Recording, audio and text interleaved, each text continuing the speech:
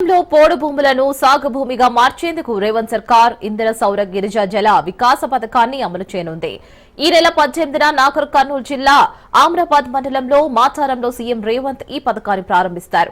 రానున్న 5 ఏళ్లలో సోలార్ పంపు సెట్ల ద్వారా నీటి వసతి కల్పించాలని లక్ష్యంగా పెట్టుకున్నారు. ఒక్కో యూనిట్కు 6 లక్షల చొప్పున ఎస్టీ ప్రత్యేక అభివృద్ది నిధి నుంచి 12,600 కోట్లు ఖర్చు చేయనుంది. తొలి ఏడాది 600 కోట్ల వ్యయం చేయనుంది.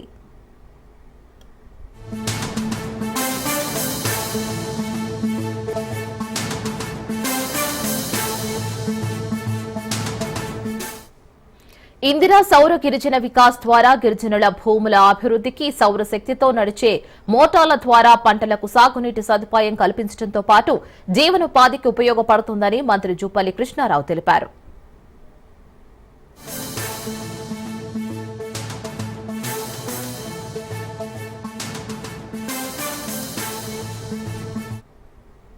దేశంలో ఎక్కడా లేని విధంగా గిరిజనులకు ఆర్ఓఎఫ్ఆర్ చట్టం కింద కేటాయించిన భూములను సాగులోకి తీసుకువచ్చేందుకు ఈ కార్యక్రమం చేపట్టినట్లు ఎమ్మెల్యే వంశీకృష్ణ తెలిపారు. ఆర్థికంగా బలోపేతం చేసేందుకు 2.10 లక్షల మంది గిరిజన రైతులకు చెందిన 6 లక్షల ఎకరాలకు విద్యుత్ సాగునీటి సౌకర్యం ఏర్పాట్లు చేస్తున్నట్లు తెలిపారు.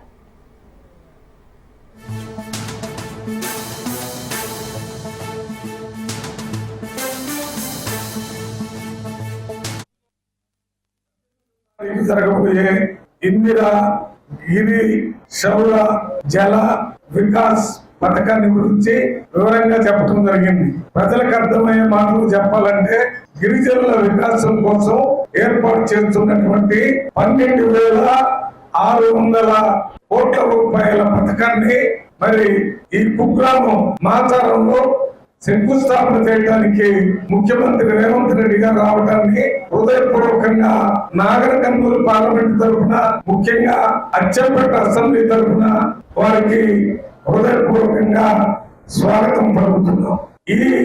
ఈ పథకం అమలైతే చెంచులు ప్రిమిటివ్ టైప్స్